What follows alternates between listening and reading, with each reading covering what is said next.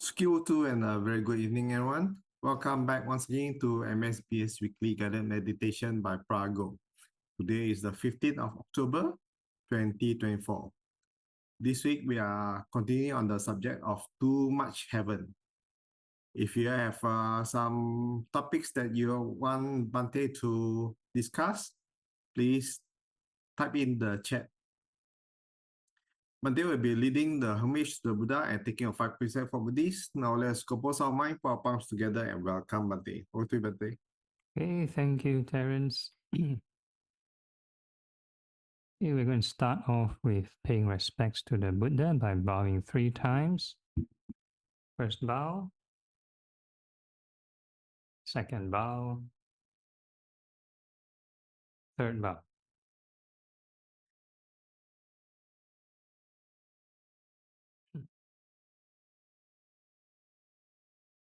Homage.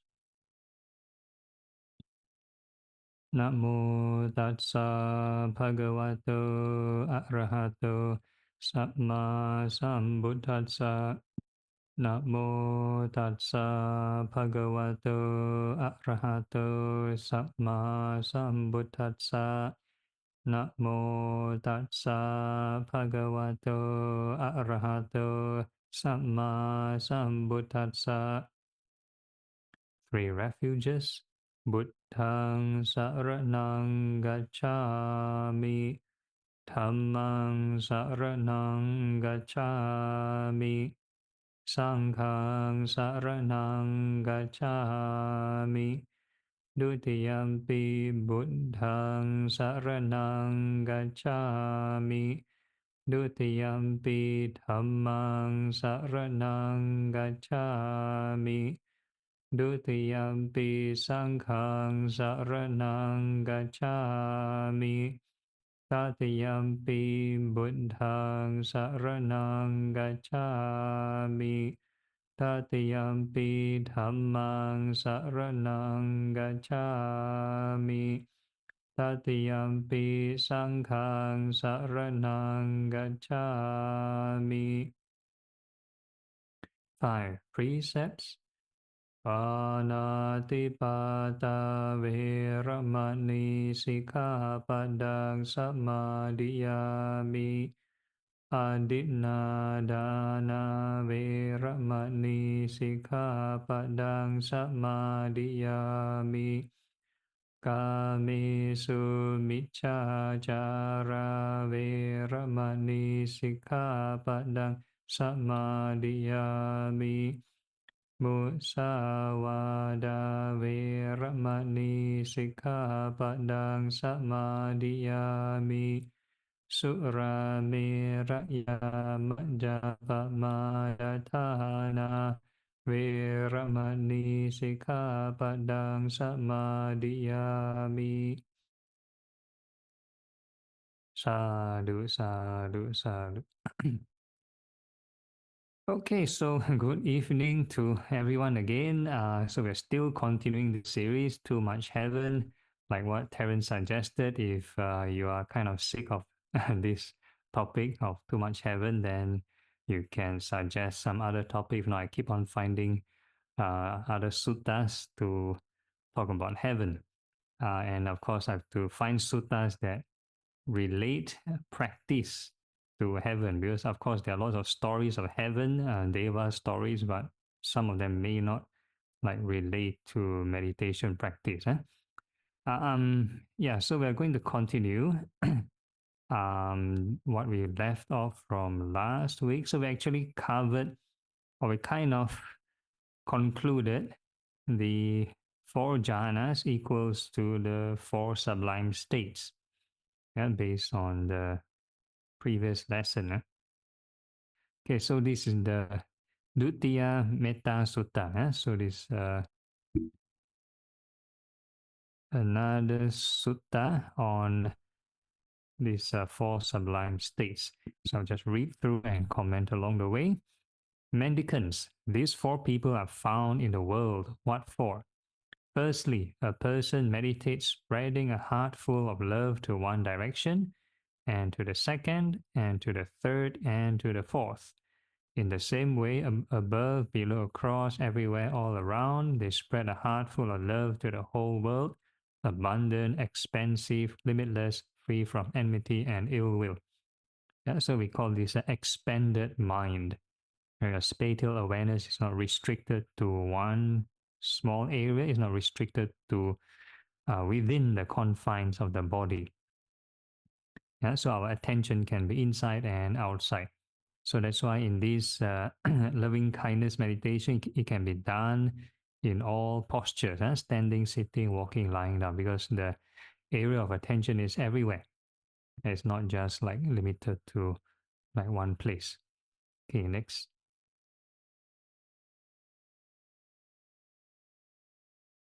They contemplate the phenomenon there, included in form, feeling, perception, choices, and consciousness, as impermanent, as suffering, as diseased, as a boil, as a dart, as misery, as an affliction, as alien, as falling apart, as empty, as not self.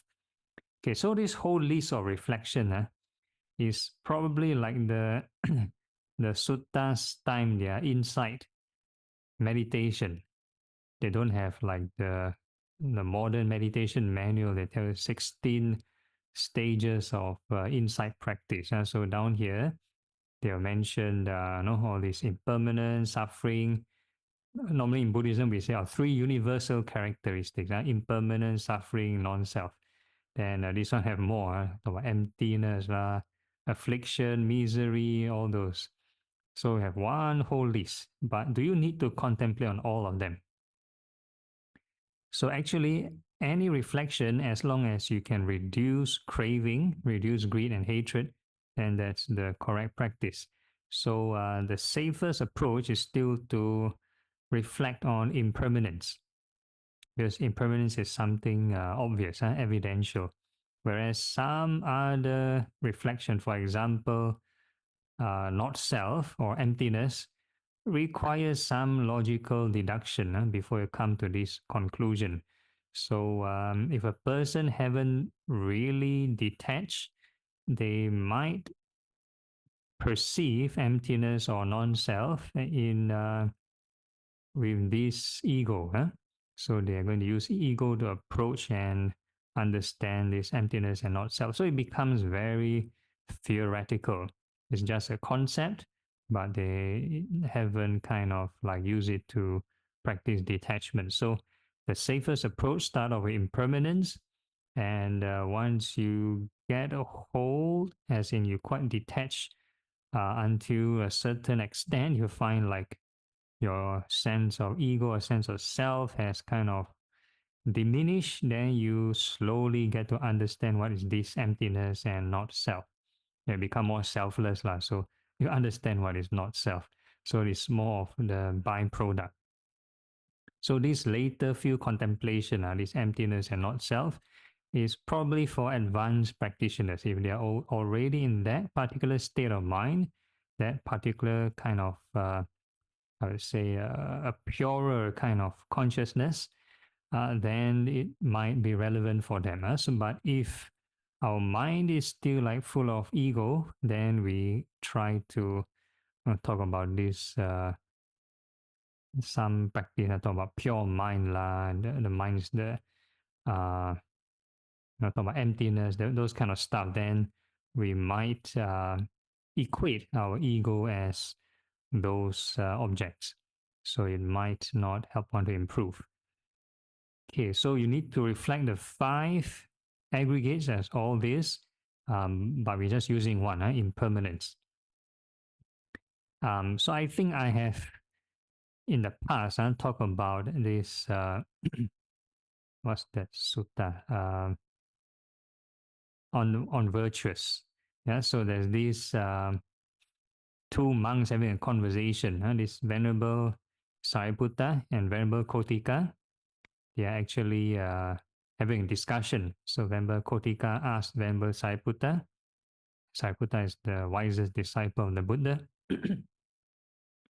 So Venerable Kotika asked him, how can ordinary person, a person who haven't achieved anything, haven't realize any truth, how can they move on to become a stream enterer? So then Venerable Sariputta say, use this lah. Observe 5 aggregates as impermanent suffering, disease, boil, that, all the way to this not self. Then by doing so, one will eventually reach stream entry. Then this monk continued to ask Venerable Sariputta, how to upgrade from this stream enterer to once returner. And lo and behold, Venerable Sariputta said, same answer. Yeah, 5 aggregates as impermanent suffering, disease, boil, that, so on and so forth. And this monk continued to ask Venerable Sariputta how to upgrade from this once returner to non-returner. Also the same thing, same answer, same reply. And eventually how to upgrade from a non-returner to Arahant. Same answer. Yeah, so in short, you just need to do one step for insight, which is to just reflect on impermanence. But if you're familiar with the other kind of reflections, you know how to detach from them, then by all means. Yeah, so I'll continue reading. When their body breaks up, after death, they are reborn in the company of the gods of the pure abodes. This rebirth is not shared with ordinary people. Okay, so down here, they very interesting. They kind of like limit this practitioner to this non-returner, to this pure abode. So of course, a person can continue this all the way to arahantship, but I didn't mention so. Okay, then the next 3 paragraphs, very similar. Furthermore, a person meditates spreading a heart full of compassion, and the same thing, contemplate 5 aggregates as all these things are impermanent to not self, also reach the pure abode, same with rejoicing, and same with equanimity. So the 4 sublime states more or less have this kind of result. So some people will equate, practice 4 sublime state, maximum only become this non-returner, cannot reach enlightenment one. So again, I think has to do with context. Any meditation object, if you practice the Noble Eightfold Path, its full potential is this arahantship, full enlightenment. But if you cannot reach full enlightenment, then normally the Buddha will mention the next step down, which is this non-returner. But in the previous lesson, we also covered that even if a person didn't reach pure and become a pure, haven't reached this pure abode, they become somewhere close to like a non-returner. Yeah, they're born in the certain relevant Brahma worlds, even in the lower jhanas. And after that, then they get liberated from there. So it's quite close, maybe like this path to non-return or path to arahanthood, kind of path to non-returning. Yeah. So, yep, this ends for this sutta. Any questions at the moment before I move on? No? Okay, let's move on. Okay, so we're going to cover now the formless concentration. So we covered the form concentrations and now the formless. So formless concentration has 4 levels, but down in this sutta they mention only 3 levels. Okay, mendicants, these 3 people are found in the world. What 3? First, a person going totally beyond perceptions of form with the ending of perceptions of impingement, not focusing on perceptions of diversity, aware that space is infinite, enters and remains in the dimension of infinite space. They enjoy it and like it and find it satisfying. If they are set on that, committed to it, and meditate on it often without losing it, when they die, they are reborn in the company of the gods of dimension of infinite space. Right, so this is very similar to the previous lesson. Instead of covering the form jhanas. Now they are going to cover the formless concentrations. So it's very similar. This time around is infinite of space. Okay, next. The lifespan of the gods of infinite space is 20,000 eons. So it's way longer. So the fourth jhana, Deva, previously I think is mentioned 500 eons. So this one is like times, don't know how many times, 20,000 eons. An ordinary person stays there until the lifespan of those gods is spent. Then they go to a hell or animal realm or the ghost realm. So even though it's a very long lifespan, if a person just enjoy all the fruits but never continue to grow more fruits, then they use up all the karma. Then what's remaining, probably all the bad karmas, then they'll go down to the lower realms. But a disciple of the Buddha stays there until the lifespan of those gods is spent, then they are extinguished in that very life. That is the difference between a learned noble disciple and an unlearned ordinary person as regards their place of rebirth. And so some people have this misconception, going to the form of formless concentration, like very bad, Yeah, you go there, then you're wasting your time. Afterwards, you get reborn again. So that is true if a person never take refuge in the Dhamma. So down here, they mention disciple of the Buddha. That means if a person truly take refuge in Triple Gem, they really practice the Dhamma, as in they really put in right effort. They follow the Noble Eightfold Path, the Dhamma. Then they putting effort. That means they're really working hard. So, 20,000 eons, a lot of time. Yeah, now here we complain, yeah, no time to meditate. Down there, you have nothing to do, don't have to work. Yeah, just, you don't have to start, worry about salary and bringing food to the table down there in the realm. Probably they don't even need to eat. So, you have lots of time to practice. Whole day and night you practice. So, you have lots of time, 20,000 eons. So, if you can't get enlightened by then I have nothing to say. Yeah? So a person who truly practice in that amount of time, can get enlightened. Don't talk about 20,000. You talk about the first jhana Brahma realm in the previous lesson. 1 eon also can reach enlightenment. I don't talk about 1 eon. No? The Buddha in the Maha Satipatthana Sutta, Buddha says 7 days. If you really work very hard, 7 days. So don't talk about how many eons. Okay, next. Furthermore, a person going totally beyond the dimension of infinite space, aware that consciousness is infinite, enters and remains in the dimension of infinite consciousness. They enjoy it and like it and find it satisfying. If they are set on that, committed to it, and meditate on it often without losing it, when they die, they are reborn in the company of the gods of dimension of infinite consciousness. The lifespan of the gods of infinite consciousness is 40,000 eons. Okay, so this is twice, the lifespan twice of the previous realm. Okay, so some people might be asking, why are we covering this formless concentration? Might seem far-fetched, but unknowingly, there are already some style or some systems are practicing and sort of going into this. So, for example, in the Thai tradition, when they talk about awareness and the Buddha, the awakened mind, and always staying with this awareness, is actually the awareness is actually consciousness. So, if they're always aware of this consciousness, focus on consciousness day in, day out, and keep reciting the Buddha, then they will enter this dimension of infinite consciousness.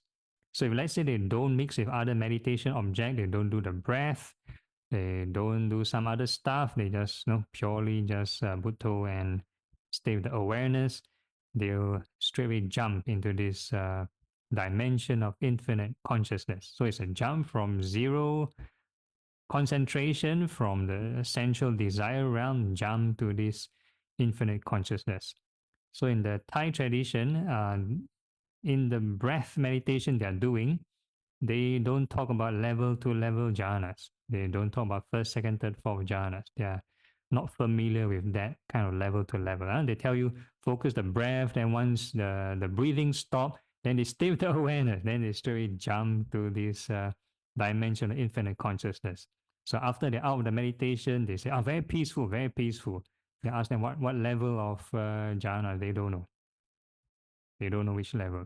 Yeah, so that's the unknowingly, some of them unknowingly might be doing it. So same with probably other traditions, whatever mantra they're chanting, they're focused on chanting the mantra. I think in the Pure Land, if they say Amitabha, Buddha, infinite life, you see the similarity, infinite life. So there's an infinite there. So probably might end up in that concentration if they are focused, or that kind of frequency if they are focused.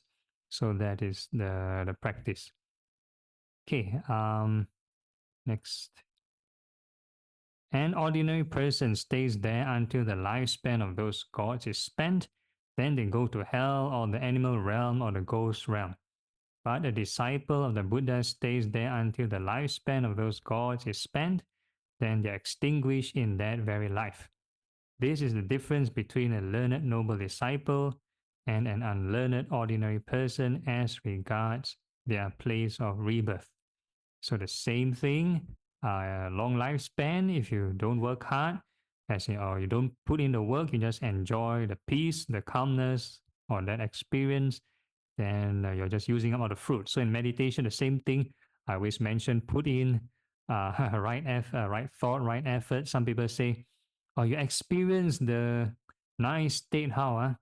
Or some people watch the breath meditation. Oh, cannot feel the breath anymore, how? Continue to synchronize the right thoughts with the breath. If a person just kind of want to cling on to that experience, we call this clinging to form and formless concentration. So we try to reduce that, come back to this Noble Eightfold Path. Okay, next. Furthermore, a person going totally beyond the dimension of infinite consciousness, aware that there is nothing at all, enters and remains in the dimension of nothingness. Okay, so a person can just reflect there's nothing. Keep on like having perception of nothing, they enter this dimension of nothingness. So if a person, let's say they don't practice impermanence, then straight away think of emptiness, they might do the samatha version of this emptiness, and actually they're doing this nothingness, dimension of nothingness. They enjoy it and like it and find it satisfying. If they are set on that, committed to it, and meditate on it often without losing it, when they die, they are reborn in the company of gods of the dimension of nothingness.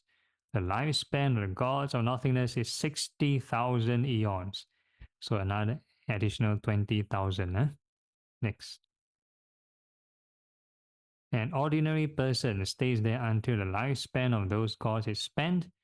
Then they go to hell or the animal realm or the ghost realm. But a disciple of the Buddha stays there until the lifespan of those gods is spent. Then they extinguish in that very life. This is the difference between a learned noble disciple and an unlearned ordinary person as regards their place of rebirth. These are the three people found in the world. So interestingly, they never cover the last formless concentration, which is this neither perception nor non-perception. Probably this one synchronizes very well with the four sublime states. So again, if you want to cross-reference with another sutta, the Mettang Sutta, there's an M behind the Metta. Mettang Sutta, I think we covered it some time ago.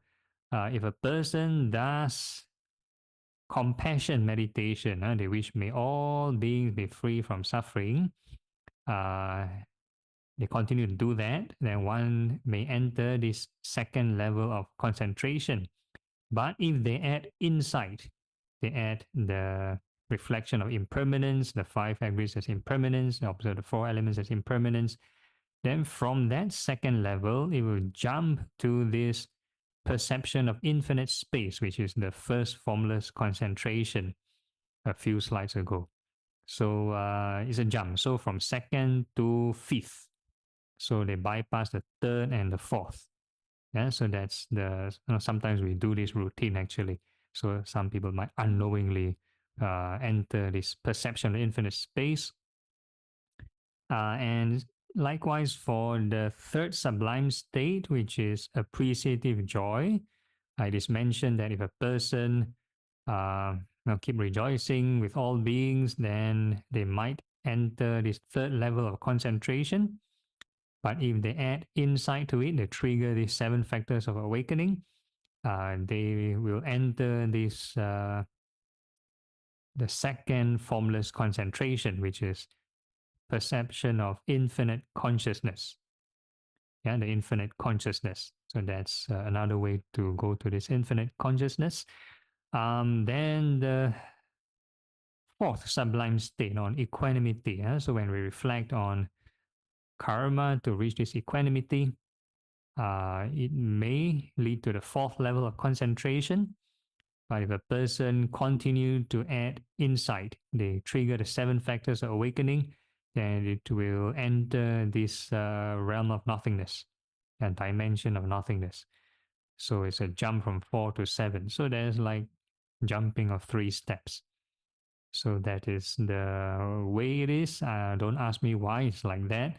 Yeah, so every meditation object has their pros and cons.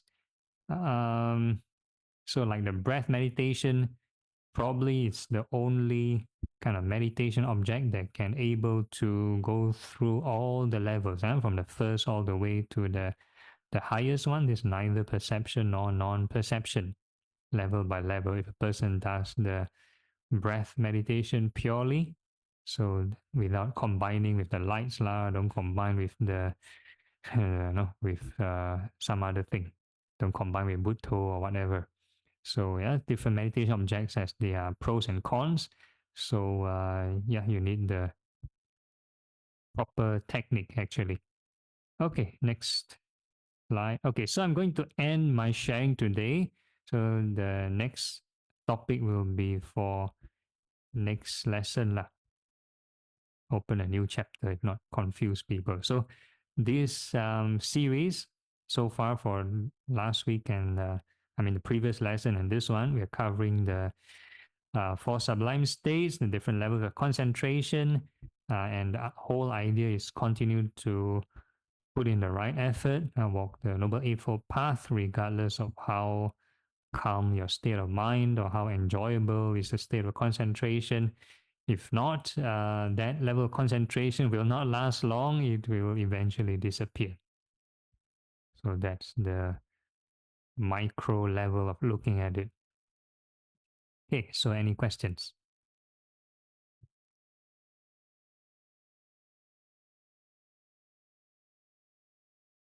Okay, if no issues, we're going to have a 5-minute break. You can do a stretching or toilet break, and we'll be back for the guided meditation session. Huh?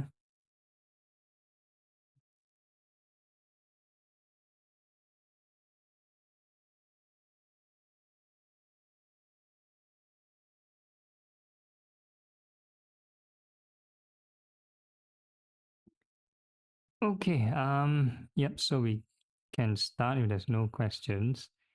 Find a comfortable sitting posture. Make sure your back is upright and the rest of the body relaxed.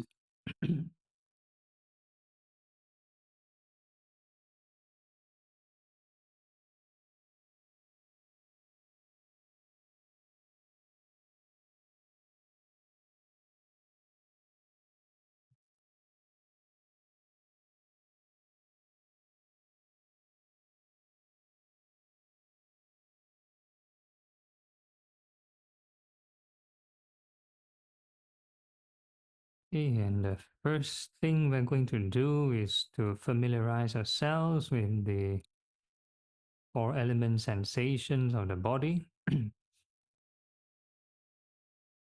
So the sensation itself will contain the 5 aggregates. So let's say you feel the body, don't have to visualize. So just feel only. So you feel the bodily sensations. The form aggregate is the 4 elements, earth, fire, wind, water. Whatever hard and soft sensations, we call this the earth element. Fire is the hot and cold sensations. Wind is the fast, slow movements, and water is the moist or dry sensations. So we call this form aggregate. And sometimes you might feel pleasant, unpleasant sensations together with those sensations. So we call that feeling, pleasant, unpleasant, or neutral feelings. And when you give a label, this is called unpleasant, this is called the earth, this is called heat, or this is called perceptions, or the labels, it's called perception aggregate. And every time you generate a new sensation, generate a new thought, that is called mental formation. That's the 4th aggregate. And when you are aware, you're paying attention to the sensations, we call this the consciousness aggregate. So you're feeling the sensation, that is the body consciousness, using the nervous system.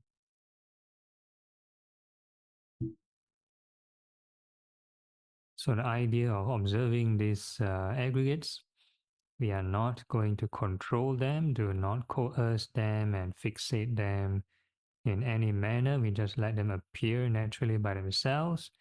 And the first thing we're going to do is wish them well and happy. Make peace with them first. And don't try to subdue them. Don't try to struggle. No fighting. Do not purposely generate any sensations. Let it all appear naturally. And whatever sensation appear, we are going to make peace with them, wish them well and happy.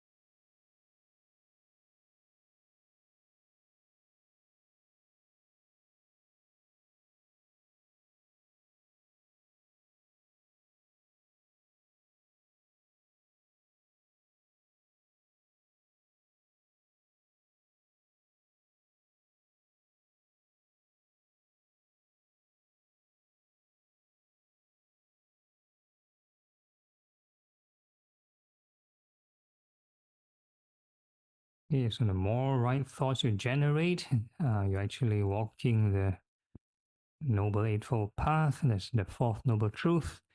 It should lead to the 3rd Noble Truth. That means the mind should get calmer.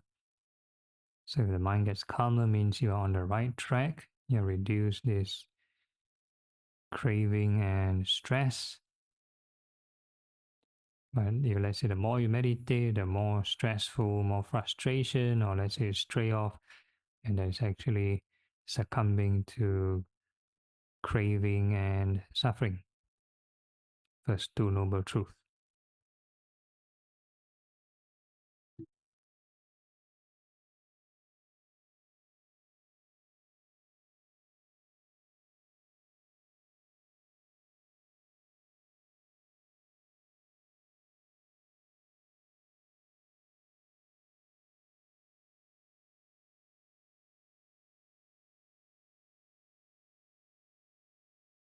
The emphasis is always planting the seed and planting the cause.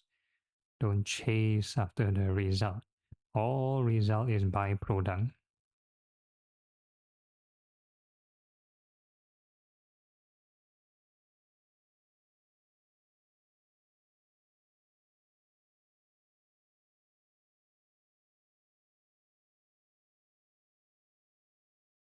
If the mind is relatively calm, we call this your baseline emotion. It's a neutral state, not any of the sublime states yet. No jhanas, no insight, no nothing. So we call this the neutral state, neutral baseline. So we get a feel of this emotion as a reference.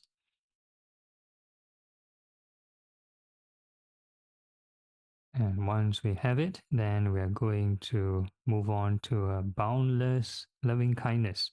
So we're going to wish, may all beings in all directions be well and happy, above, below, and all across, all directions. And may all beings be well and happy. No need to push the mind. Just make a gentle wish and let the mind extend naturally by itself.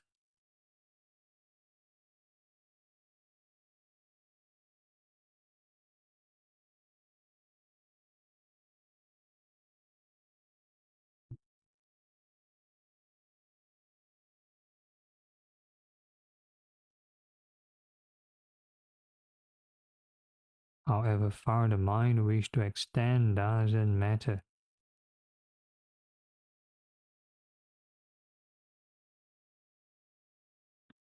And in that widened sphere of attention, we are going to perceive all beings as the five aggregate sensations. No need to visualize. So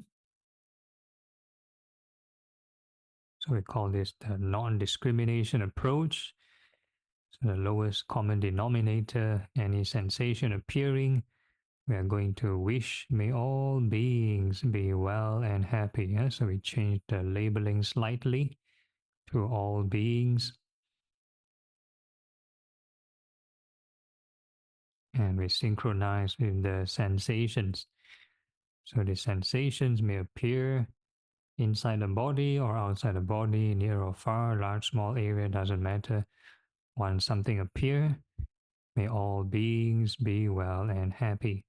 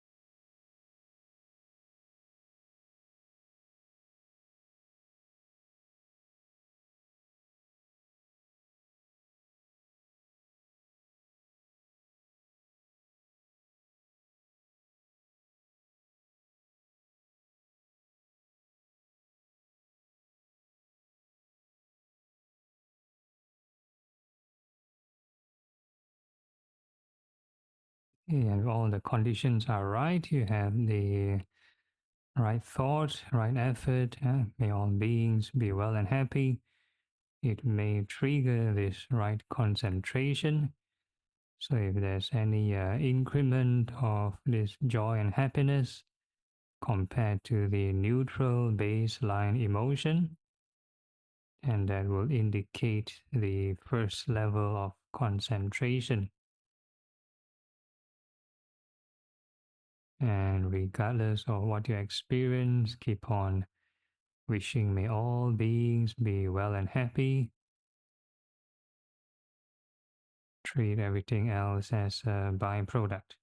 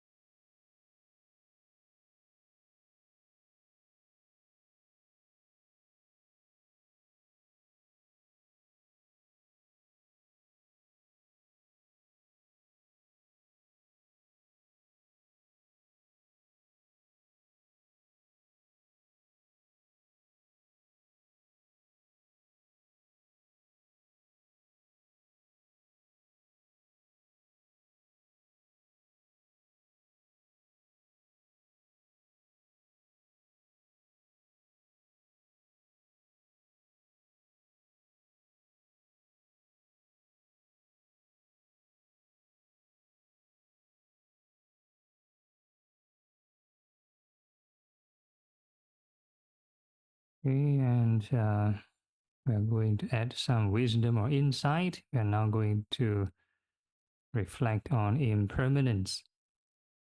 So whatever sensation that appear, we are just going to label rising and passing.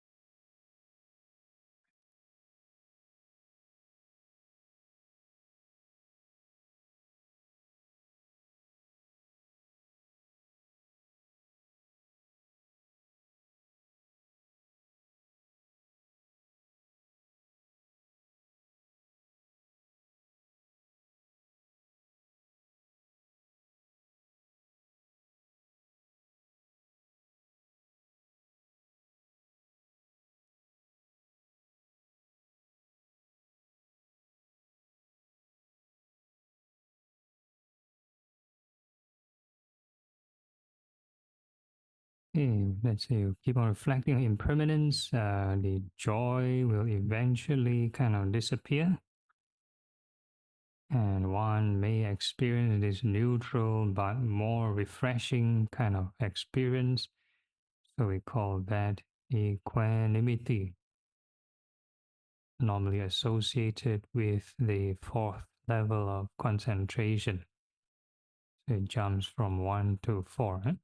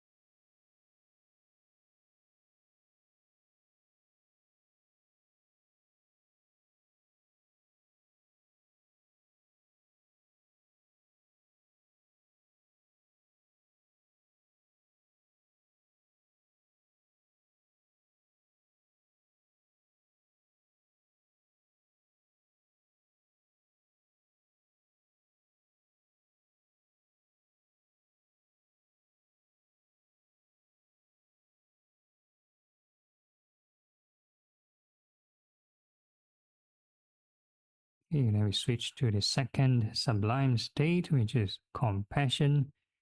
And we're going to wish may all beings be free from suffering.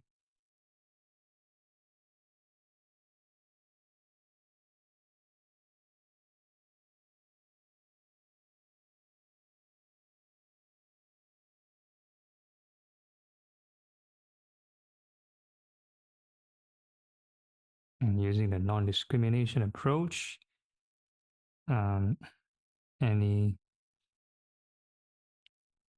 sensation appear, any aggregates appear, we're using the right view. All clinging aggregates are suffering. So whatever sensation appear, we're going to wish may all beings be free from suffering. So we don't have to go into imagining any scenario on people starving or going through illness, and so on and so forth.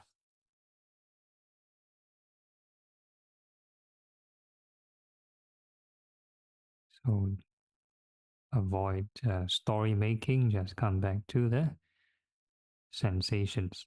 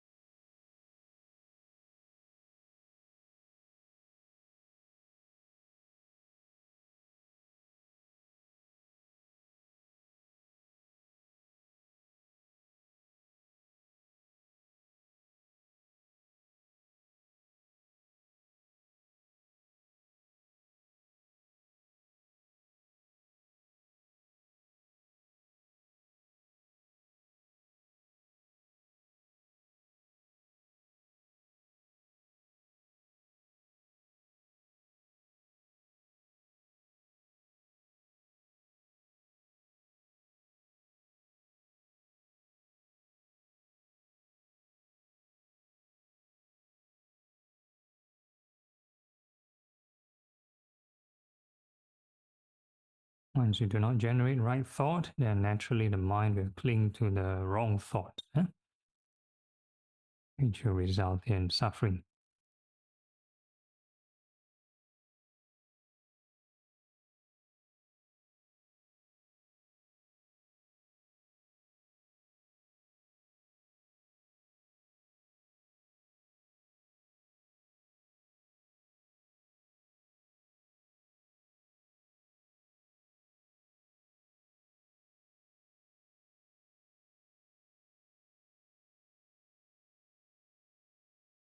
Okay, and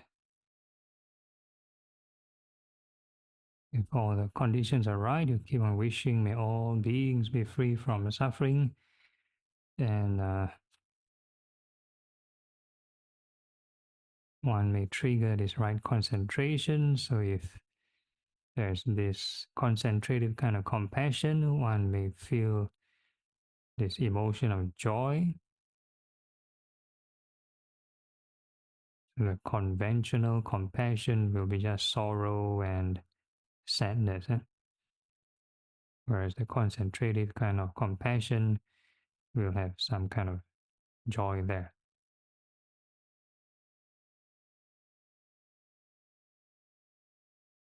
And regardless of what you experience, keep on wishing, may all beings be free from suffering.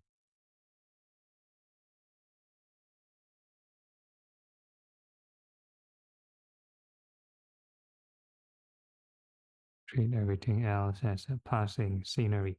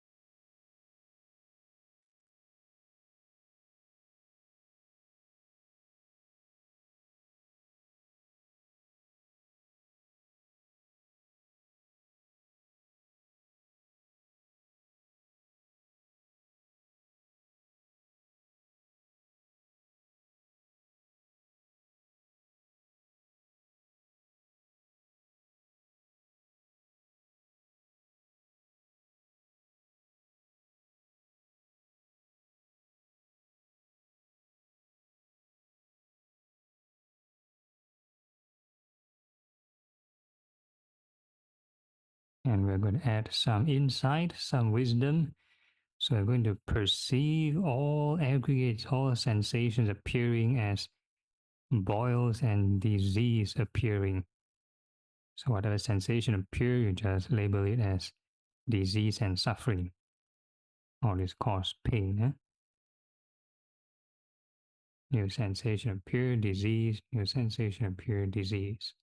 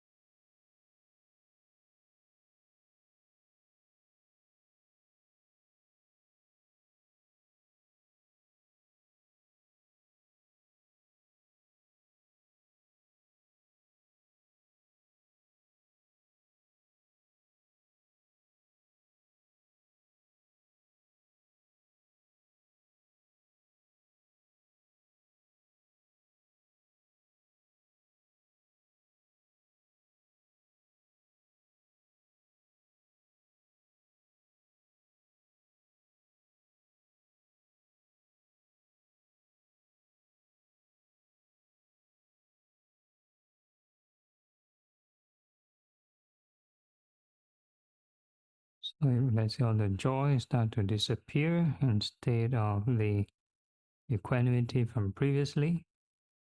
This time round, it should feel more blank. Yeah? So that we call that the perception of infinite space. And regardless of what you experience, keep on labeling it as disease and suffering.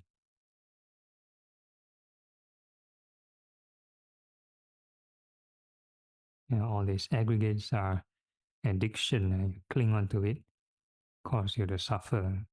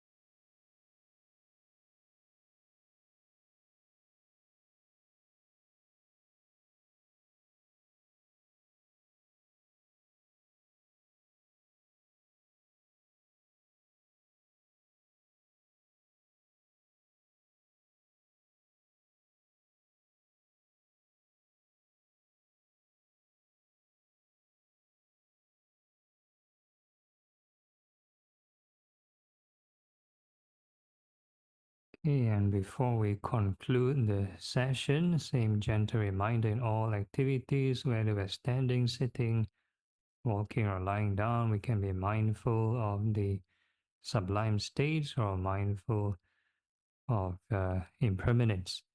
And with that, we can gently open our eyes, formally end the session, informally still can keep generating right thought.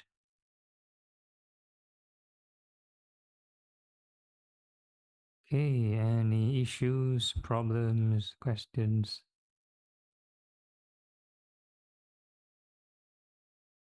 No? Okay, then we continue with the dedication chant, dedicating merits.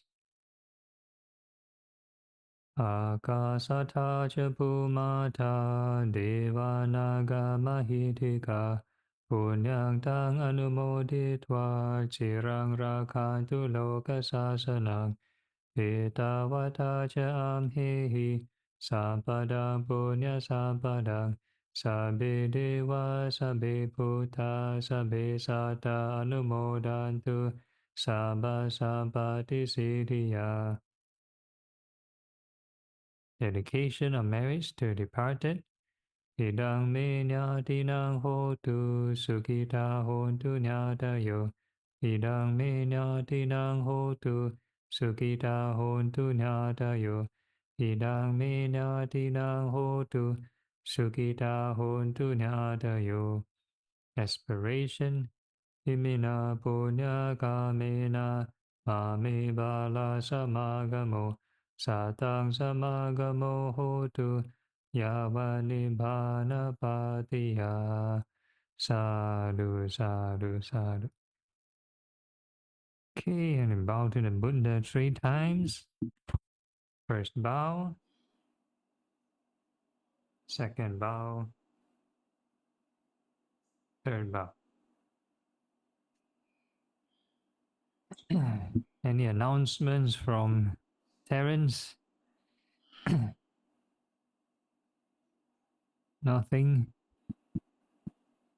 Oh, okay, then we can promote the upcoming retreats.